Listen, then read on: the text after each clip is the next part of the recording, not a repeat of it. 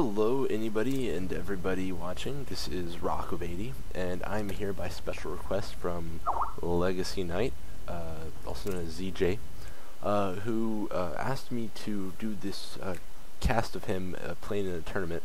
He told me the name of the tournament and I currently do not remember the name of it, but it was a tournament that he competed in. Not sure how well he did in the overall tournament. This was just one of the series. He was up against Artwheat, who is a Zerg player who spawned up at the top right corner of Cloud Kingdom here. And he is going to be in the bottom left. LEGACYknight is his screen name, of course, and he is the Protoss, who's currently green in the bottom left corner. This is the tournament edition of Cloud Kingdom, as it has these neutral supply depots at the base of both ramps that are really good for blocking off the dreaded Protoss pylon walls that a lot of players would face during tournaments as a form of cheese, where those supply depots not there. I've actually had that happen to me in a tournament before, and it's actually really horrible. What we see is LEGACYknight. He is putting down a pylon right here in the front of his natural. That's pretty typical of what I would consider a forge fast expand build, which I expect is what we will see from him coming up here pretty soon.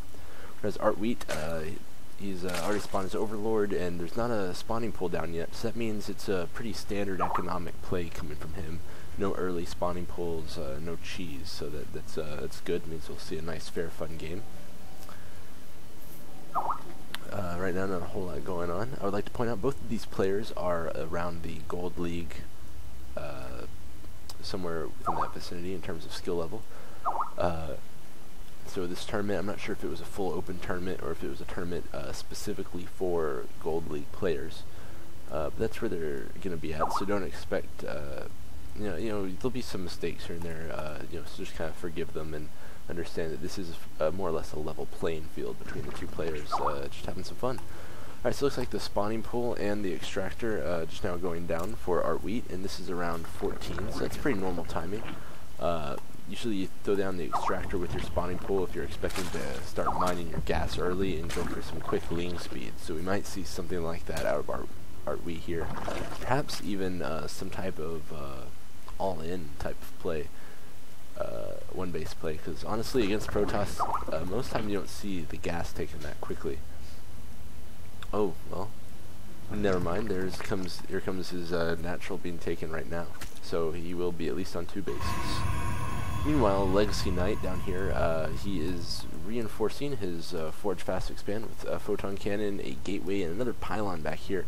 This is somewhat excessive of a typical forge fast expand build, in which you'll normally only see maybe one pylon at the beginning coupled with the forge as part of this wall, and then judging by what they scout over here, you'll either see the gateway go down next, a pylon, or some players go straight for the nexus. It doesn't look like he'll be going straight for the nexus, so it's not the fastest type of fast expand, but now obviously the nexus is about to go down. Gateway finishing up, and probably going to be a zealot spawning out of there, yes, to go in and plug this hole just after this cannon for complete wall in against any type of Zerglings that may try and show up. My nose is itchy, so forgive me for scratching my nose. Right, again, looking down over here at Artwheat, we're going to see a spine crawler go down. Unusual choice, perhaps a very defensive choice against the Protoss this early in the game, but perhaps preparing for any type of 4-gate play that he might be afraid of without any proper scouting here. But it looks like he will be getting a little bit of scouting here. We'll see. He was able to see, a whole lot actually. So he sees the full wall in, the strong defense, and the pylons are in the back, so they won't be able to even be destroyed very easily or taken out in an effort to bust down the wall. So that's nice. He's just going to leave the Zergling here to kind of probe around in front, get an idea for if and when LEGACYknight decides to try and move out. Meanwhile, spawning some workers down here to get going on mining in his natural, as well as throwing a roach warren down. So we may see probably not a strong 6-minute roach push, which is pretty ideal timing, 6.5 minutes, because it simply won't be ready by then. But it looks like we may see something with roaches coming soon, because if you do attack with roaches against Protoss, it needs to be earlier in the game, because roaches become more and more ineffective against Protoss the longer the game goes on.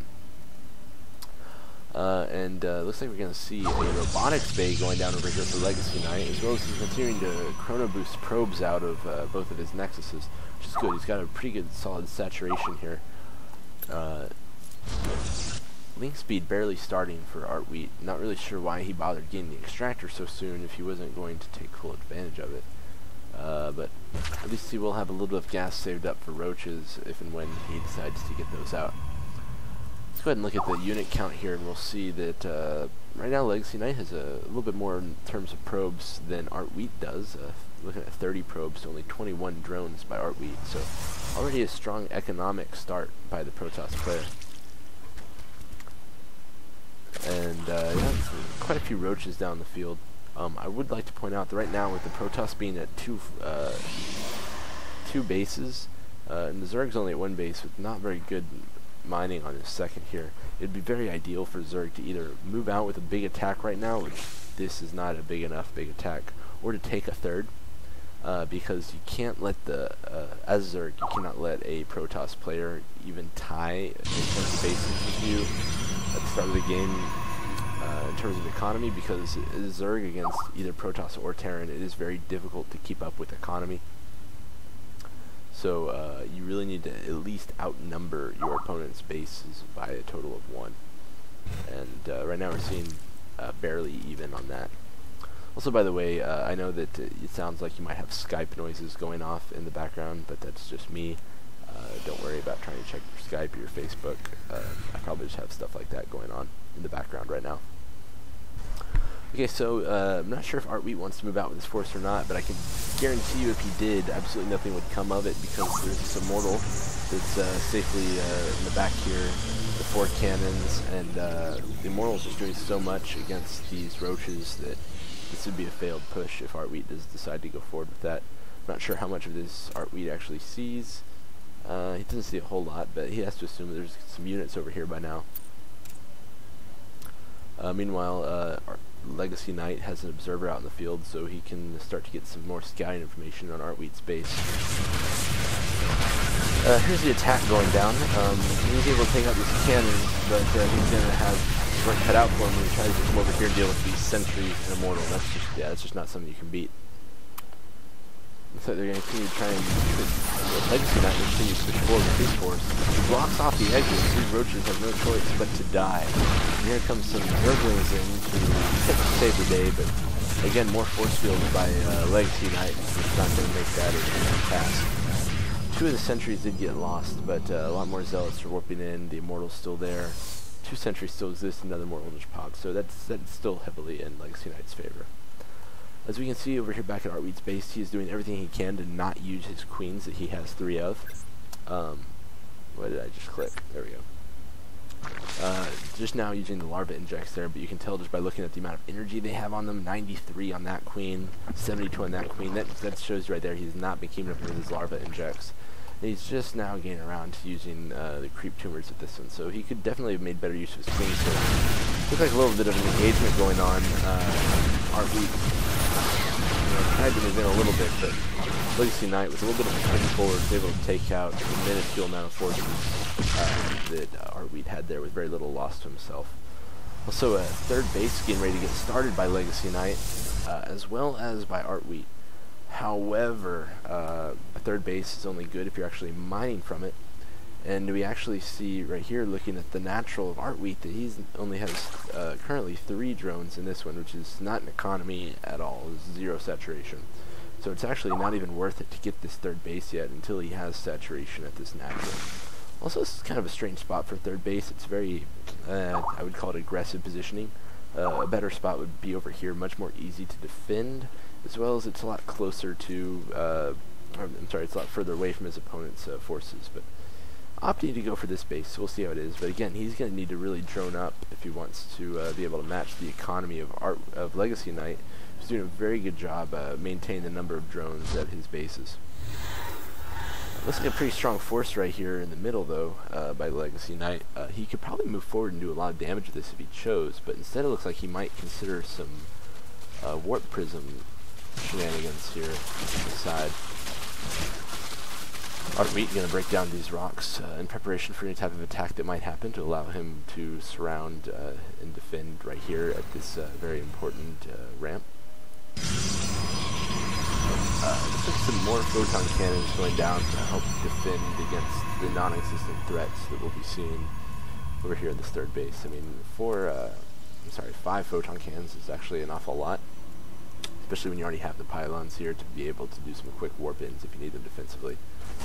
Meanwhile, looks like he did decide to drop some zealots in at the main base of Artwheat, and it looks like he did some pretty good economic damage. Not a lot of drones are left here.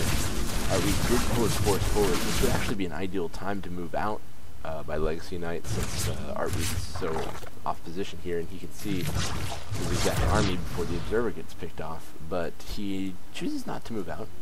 And that's fine. He was able to do a lot of economic damage. There's actually only 13 drones right now by Artwheat compared to the 48 by LEGACYknight.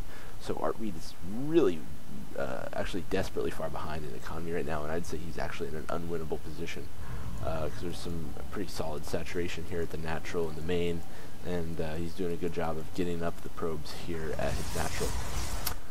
I do like... Whoa, okay. I was going to say I liked having these pylons down here because, I mean, you always need pylons, and it's a good idea to position pylons in scouting positions that would give you the advantage of, in this case, for example, being able to see lings perhaps trying to run by here into the third. However, this ridiculous amount of photon cannons, I would say, is actually quite excessive. It would probably be much better served bolstering the army size with all the money that LEGACYknight is actually currently not spending. Oh, and it looks like I missed some more zealots being dropped up here in the main. And again, it looks like it was fairly effective in taking out a large number of drones. Again, Artwheat's army consisting right now of nothing but lings and roaches, neither of which have any upgrades is up here. And alright, this is quite interesting. We see the infestor pit and the spire. And the evolution chamber, but none of them are being used. We have no infestors, no flying units, and it looks like +1 melee is now finished, so that'll be nice. Looks like an immortal right here in this warp prism, but probably not going to want to drop him right now while there's this many units right here to defend.